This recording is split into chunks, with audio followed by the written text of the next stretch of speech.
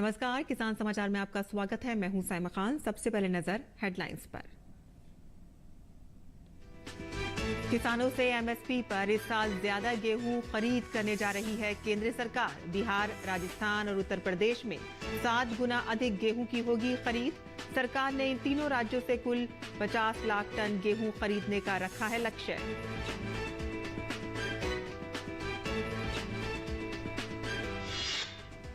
अच्छे मॉनसून के साथ रबी की फसल भी अच्छी होने का अनुमान। ग्रामीण उपभोक्ताओं के हाथ में बढ़िया रकम आने से fast moving consumer goods sector को वित्त वर्ष 2024-25 में बिक्री में उछाल दिखने की उम्मीद।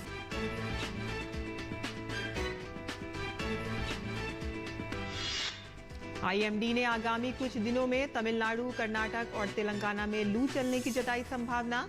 केरल, आंध्र प्रदेश, पुडुचेरी और गुजरात में 10 अप्रैल तक गर्म और आर्द्र मौसम की रहेगी स्थिति। राष्ट्रीय राजधानी दिल्ली के तापमान में हो सकता है इजाफा।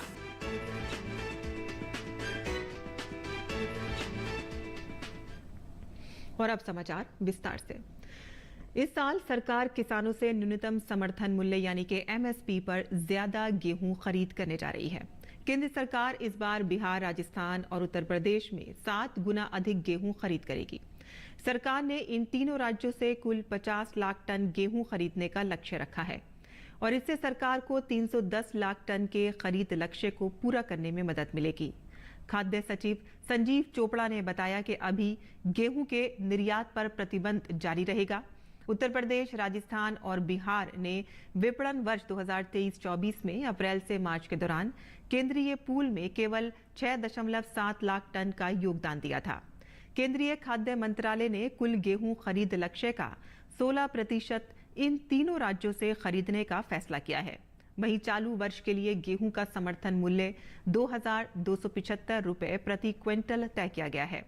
वैसे एमएसपी पर गेहूं की खरीद आम तौर पर केंद्र की नोडल एजेंसी एफसीआई और राज्य एजेंसियों द्वारा की जाती है। हालांकि सरकारी समितियां नेफेड और एनसीसीएफ को भी इस वर्ष 5 लाख टन के खरीद लक्ष्य के साथ जोड़ा गया है।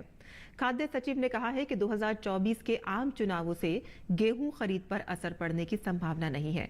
उन्होंने कहा कि गैर पारंपरिक राज्यों से गेहूं खरीद में वृद्धि से प्रधानमंत्री गरीब कल्याण अन्न योजना और अन्य कल्याणकारी योजनाओं के तहत गेहूं के आवंटन को बहाल करने में मदद मिलेगी। खाद्य सचिव ने कहा है कि सरकार ने किसानों को 48 घंटे के भीतर एमएसपी का भुगतान सुनिश्चित करने के लिए एजेंसियों को कार्यशील पूंजी के माध्यम से संस्थागत तैयारी सुनिश्चित की है। और आगे बढ़ते हैं कि जहां देश के कई राज्यों में भीषण गर्मी का दौर शुरू हो चुका है। गर्मी का असर इंसान के साथ साथ मवेशियों के ऊपर भी दिखने लगा है। इस मौसम में पशुओं को लू लगने का खतरा बना रहता है और साथ ही अधिक तापमान का असर दूध देने वाली मवेशियों पर होता है और उनके दूध देने की क्षमता कम हो जाती है, जिसका नुकसान किसानों को उठाना पड़ता है। ऐसे में पशुपालकों को इस समय पशुओं की उचित देखभाल करनी चाहिए। बढ़ते तापमान को देखते हुए पशुपालन एवं डेयरी विभाग द्वारा पशुओं को लू से बचाने के लिए एडवाइजरी भी जारी की जाने लगी है। तो आइए जानते हैं कि गर्मियों में पशुओं को लू से बचाने के लिए क्या करें। इस मौसम में पशुओं को लू से बचाने के लिए उनके आवास गृह या शेड की व्यवस्था करनी चाहिए। दोपहर में पशुओं को छायेदार वृक्षों के नीचे आराम करना भी फायदेमंद रहता है। यदि तापमान 45 डिग्री सेल्सियस से आसपास पहुंच गया है तो पशुओं के आवास गृह की खिड़कियां, दरवाजों पर गीले पर्दे लगा देने चाहिए ताकि अंदर का तापमान कम रहे। दुधारू पशुओं के लिए कूलर की व्यवस्था भी की जा सकती है। और गर्मियों में पशुओं को क्या खिलाएं? गर्मी के मौसम में पशुओं को दिन में 4 से 5 बार स्वच्छ एवं ठंडे जल की पीने हेतु व्यवस्था करनी चाहिए। पानी की समुचित व्यवस्था होने पर सूर्यास्त के बाद पशुओं को स्नान भी करवा सकते हैं। पशुओं के आहार में पौष्टिक आहार सम्मिलित करना चाहिए। पशुओं को दिन में 2 बार गुड़ एवं नमक के पानी का घोल अवश्य पिलाना चाहिए। पशुओं को गर्मी के मौसम में मिनरल मिक्सचर तथा मल्टीविटामिन अवश्य दें। पशुओं के अस्वस्थ होने पर तुरंत पशु चिकित्सक से संपर्क करें और उसका इलाज करवाएं। Fast moving consumer goods sector को उम्मीद है कि मौजूदा वित्त वर्ष यानी कि 2024-25 में उनकी बिक्री में उछाल दिख सकता है। दरअसल इस बार अच्छे मानसून के साथ रबी की फसल भी अच्छी होने का अनुमान है और इससे ग्रामीण उपभोक्ताओं के हाथ में बढ़िया रकम आएगी और वे FMCG उत्पादों पर खर्च बढ़ा सकते हैं। पिछले वित्त वर्ष की आखिरी तिमाही के दौरान FMCG सेक्टर में थोड़ी सुस्ती देखने को मिली। फिर भी इंडस्ट्री को उम्मीद है कि सेक्टर की वैल्यू में मिड से हाई सिंगल डिजिट यानी कि 5 से 9% की बीच ग्रोथ आ सकती है और खास पर इनपुट कॉस्ट में बड़ी कमी से मुनाफा भी बढ़ने की उम्मीद है। हेल्थ सेक्टर पर सरकार का फोकस लगातार बढ़ता जा रहा है और सभी तक स्वास्थ्य सेवाएं पहुंच सके और गरीबों की पहुंच में स्वास्थ्य सेवाएं हों, इसके लिए सरकार ने कई योजनाओं के जरिए पूरे हेल्थ केयर सेक्टर का कायाकल्प किया जा रहा है। अंतरिम बजट में हेल्थ सेक्टर के लिए करीब 13% ज्यादा बजट आवंटन किया गया। 90,000 करोड़ से ज्यादा के खर्च के साथ अंतरिम बजट में बुनियादी ढांचे के निर्माण पर फोकस स्पष्ट नजर आ रहा है। साल 2016 के बाद से हेल्थ केयर सेक्टर में सालाना औसतन 22% की बढ़ोतरी दर्ज की गई है। देश में अस्पतालों की आमदनी साल 2023 में 99 अरब डॉलर के करीब है, जो 2024 से 2032 तक 8% की दर से विकास कर सकता है। टेलीमेडिसिन मार्केट में भी सालाना 31% की बढ़त दर्ज की जा रही है और 2025 तक ये 5.4 अरब डॉलर के स्तर पर पहुंच सकता है। साल 2024 में हेल्थ केयर सेक्टर में पैदा होने वाले रोजगार में 15 से 20% की बढ़ोतरी हो सकती है। देश के आयुष्मान भारत योजना के तहत 26,000 अस्पतालों में 6.2 करोड़ मरीजों को मुफ्त इलाज की सुविधा मिली। गांव और दूर दराज के इलाकों में 1.6 lakh health and wellness centre के जरिए स्वास्थ्य सुविधाओं को समावेशी बनाया जा रहा है। और आइए अब बात करते हैं किसानों समेत अन्य लोगों को होने वाली बीमारी के बारे में। मधुमेह रोगियों में अक्सर ब्लड शुगर यानी कि रक्त में शर्करा का स्तर अनियंत्रित रहने से कई समस्याएं हो जाती हैं। लेकिन अगर रक्त में शर्करा का स्तर सामान्य से कम हो जाए तो गंभीर स्थिति उत्पन्न हो सकती है और ऐसे में लक्षणों को पहचानना जरूरी है। आइए देखते हैं ये रिपोर्ट।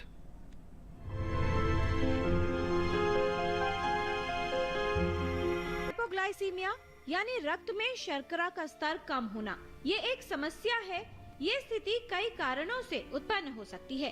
खून के अंदर जब 70 मिलीग्राम पर 100 ml से जब शुगर की मात्रा कम होने लगती है, इस स्थिति को हम लोग कहते हैं लो ब्लड शुगर या हाइपोग्लाइसीमिया। इसके मुख्य कारण ये होते हैं कि अगर जिसको डायबिटीज़ है वो व्यक्ति इंसुलिन की मात्रा अधिक ले ले या अपनी मेडिसिन की मात्रा अधिक ले ले या परिश्रम अधिक कर ले या कोई भी व्यक्ति अगर वो अल्कोहल का सेवन ज़्यादा करता है या उसको जो है लीवर की डिजीज़ है या किडनी की डिजीज़ है, ऐसे लोगों में अंदर अगर वो खाना भी ना खाएं तो इसकी वजह से शुगर की मात्रा कम हो जाती है। ऐसा होने पर व्यक्ति में लक्षण उत्पन्न होते हैं जिसमें सिरदर्द, घबराहट, धड़कन बढ़ना, हाथ पैर में कंपन, अधिक पसीना आना, बोलने व व्यवहार में बदलाव, शरीर पर संतुलन न रख पाना, लड़खड़ाकर चलना, ये सभी असामान्य स्थितियां उत्पन्न हो सकती हैं।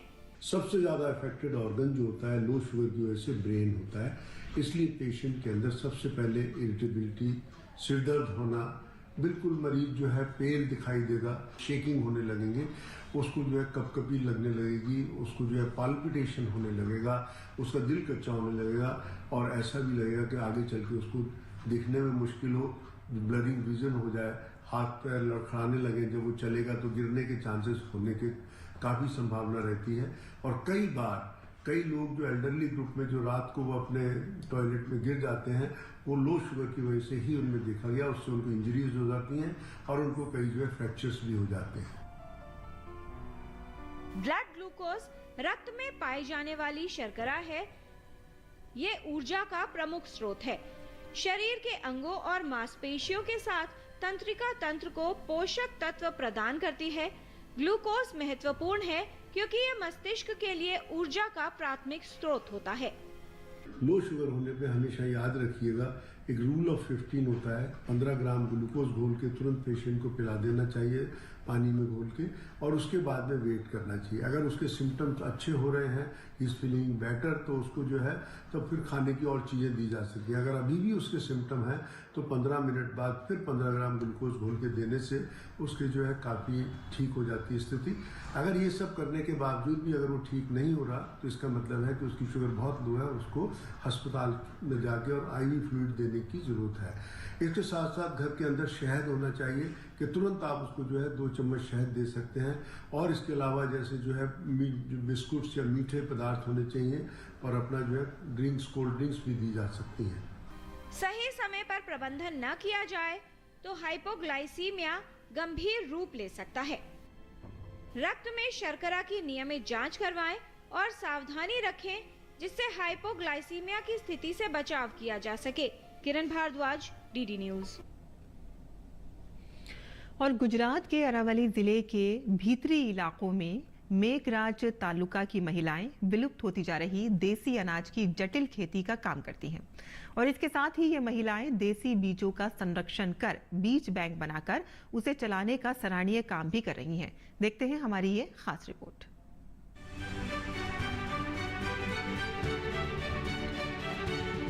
मेघराज तालुका के वलोना गांव में 10 महिलाओं का एक समूह है जो बावलो, गजरो, चेनो, कुरी, कांग, ज्वार, नागली जैसे भूले बिसरे बीज तैयार कर आसपास के किसानों तक पहुंचाते हैं। महिलाओं का कहना है कि जब किसान उनके पास बीज के लिए आते हैं तो वो उतने ही बीज या फिर बोने के लिए भी बीज ले जाते हैं, जबकि उत्पादन के बाद दोगुने बीज वापस दे जाते हैं। बीज बैंक का उद्देश्य खोए हुए बीज को पुनर्जीवित करना है और देसी बीजों की किस्मों को बनाए रखना है ताकि किसान गैर संकर बीज उगा सकें। हमें बीज बैंक चलाइए छिए। गांव की हम सभी बहनों ने मिलकर एक बीज बैंक बनाया है। हम देसी और विलुप्त प्रजाति के बीज बचाकर रखते हैं। हम हाइब्रिड बीजों का इस्तेमाल बिल्कुल नहीं करते हैं। हम डेटा रखते हैं कि हमारे पास बैंक में कितने बीज हैं, हमारे गाँवों में किसान कितने बीज इस्तेमाल करते हैं और बदले में हमें कितने बीज मिलते हैं। हम हर चीज का हिसाब रखते हैं। हेतु से बीज बैंक। कमला बहन और उनके जैसी कई अन्य महिला किसान मोटे धान के बीजों का खजाना बचा रही हैं। वो स्वयं मिलेट यानी मोटे धान की खेती करते हैं और उनके बीज बैंक से अन्य किसानों को भी मिलेट की खेती के लिए बीज उपलब्ध हो जाते हैं। बीज बैंक माथी हम सभी कृषि देसी बीजों को बैंक में रखते हैं। जो किसान देसी फसलों को उगाना चाहते हैं वे हमसे बीज ले सकते हैं, बदले में उन्हें दोगुना बीज वापस करना होगा। उपयोग कर सके छी। ये उन महिलाओं की कहानी है जिन्होंने भूले हुए मोटे अनाज की खेती को अपनाया है और साथ ही साथ ये बीज बैंक परिचायक है इनके सशक्तिकरण का। कमला दामोर आगे कहती हैं कि हम डेटा रखते हैं कि हमारे पास बैंक में कितने बीज हैं, हमारे गांव में किसान कितने बीज इस्तेमाल करते हैं और बदले में हमें कितने बीज मिलते हैं। हम हर चीज का हिसाब रखते हैं। SHG की महिलाएं हैं, जो हमारी सखी मंडल की महिलाएं हैं, वो सारे मिलके अपने यहाँ पर जो परंपरागत बीज होते हैं, जैसे कि यहाँ पर जो धान होता है वो धान में पुराने धान हुए है, जो कोदरा है, बाजरा, बंटी है और कांग है, वो सारे धान यहाँ पर विलुप्त होने जा रहे हैं। मानो कि यहाँ पर जो बीज हम बाजार से लाते हैं वो कभी कभी कॉमर्शियल रहते हैं, परंपरागत रहते नहीं है। तो पुराने जो धान है उनको बचाने के लिए ये महिलाएं सीड बैंक की एक कामगिरी कर रही है। इस बीज बैंक में गुजराती देसी बाजरे की किस्मों के भी कई बीज हैं, जो अब राज्य के बाकी हिस्सों में दुर्लभ हो गए हैं। यहाँ ज्वार, नागली, बावलो, गजरो, चेनो, कुरी, कांग और सामा के भी बीज हैं। ये महिलाएं न केवल दुर्लभ बीजों को बचा रही हैं, बल्कि सशक्तिकरण की एक नई इबारत लिख रही हैं। और असम स्थित काजीरंगा राष्ट्रीय उद्यान एक यूनेस्को विश्व धरोहर स्थल है। काजीरंगा एक सिंग वाले गेंडे और रॉयल बंगाल टाइगर के साथ साथ कई विलुप्त प्राय प्रजातियों के लिए जाना जाता है। और आइए देखते हैं DD न्यूज के संवाददाता तापस भट्टाचार्य की ये रिपोर्ट।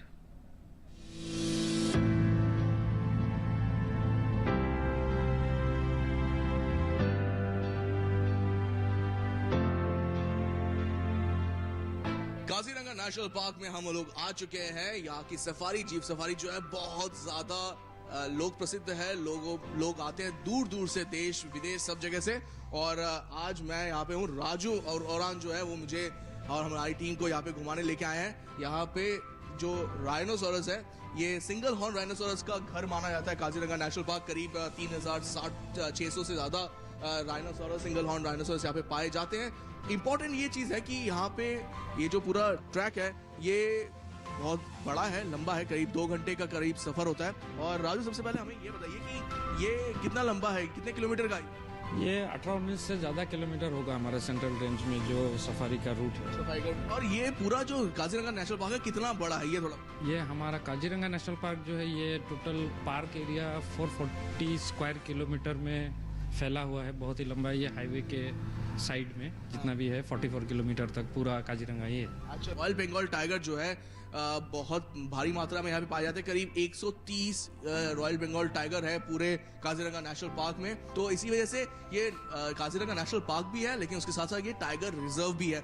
बहुतों को नहीं पता, बहुत से लोग कहते हैं कि काजीरंगा नेशनल पार्क है, लेकिन काजीरंगा नेशनल पार्क होने के साथ साथ एक टाइगर रिजर्व भी है।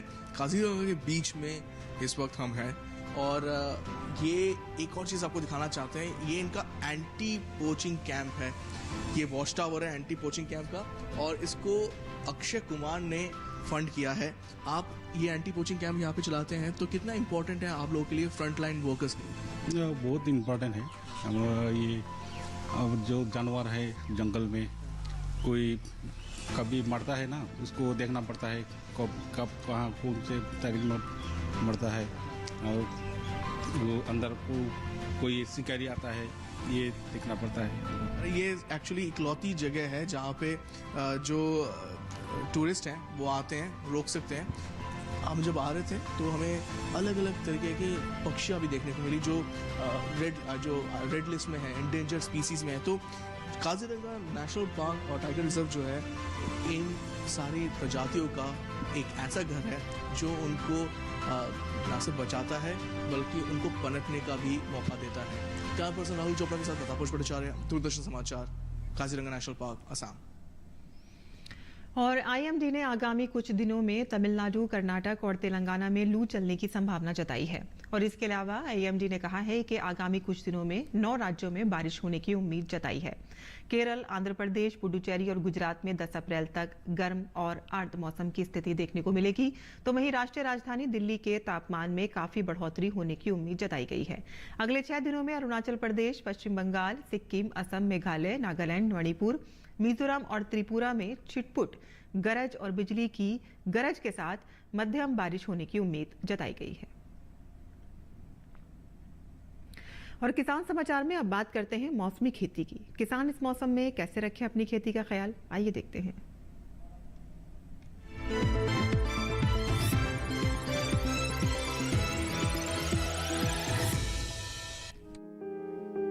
जम्मू कश्मीर के किसान सरसों की पकी फसल की कटाई कर लें, साथ ही इन्हें अच्छे से भंडारित भी कर लें।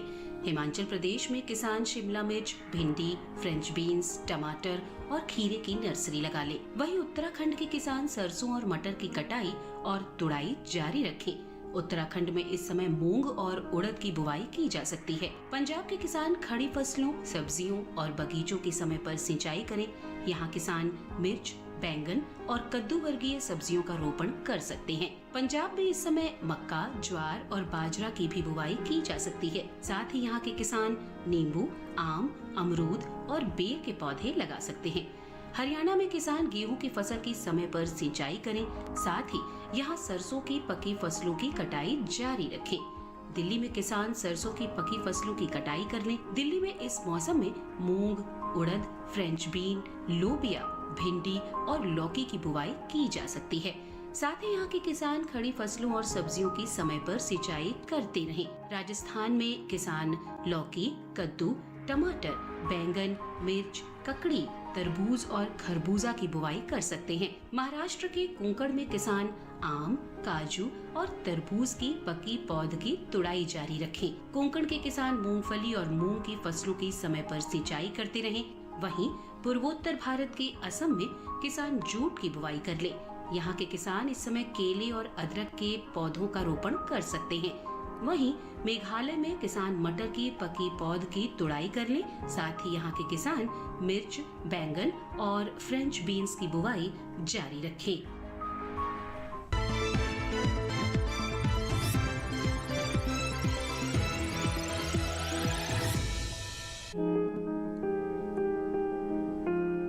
अच्छी पैदावार के लिए बेहतर किस्मों का चुनाव करना चाहिए। हरी मिर्च की पूसा सदाबहार एक उन्नत किस्म है। इस किस्म की बुआई पूरे भारत में की जा सकती है। बुआई के बाद आप 1 हेक्टेयर से 95 क्विंटल पैदावार ले सकते हैं। हरी मिर्च की इस किस्म के पौधे सीधे होते हैं और उनकी ऊंचाई 60 से 80 सेंटीमीटर तक होती है। इस किस्म में मिर्च की लंबाई 6 से 8 सेंटीमीटर होती है और एक गुच्छे में 6 से लेकर 14 मिर्च लग सकती हैं।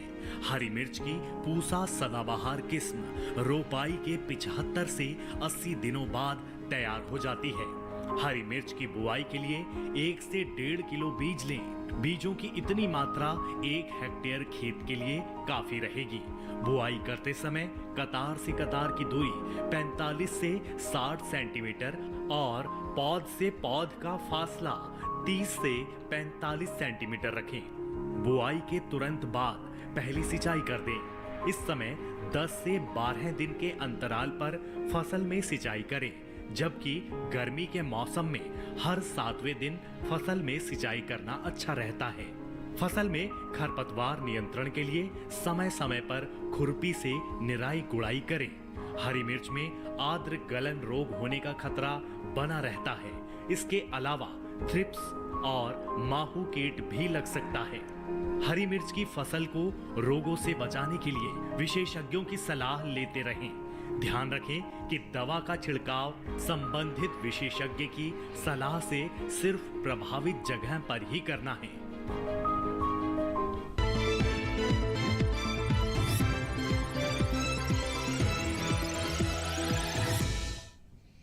और मौसमी खबर के बाद आइए अब नजर डालते हैं कुछ और खबरों पर। खास खबर में लखनऊ में उत्तर प्रदेश के पूर्व डीजीपी विजय कुमार अपनी पत्नी के साथ बीजेपी में शामिल हो गए। उप मुख्यमंत्री ब्रिजेश पाठक की मौजूदगी में दोनों ने पार्टी की प्राथमिक सदस्यता ग्रहण की और इनके अलावा समाजवादी पार्टी और कांग्रेस के भी कई नेता बीजेपी में शामिल हुए।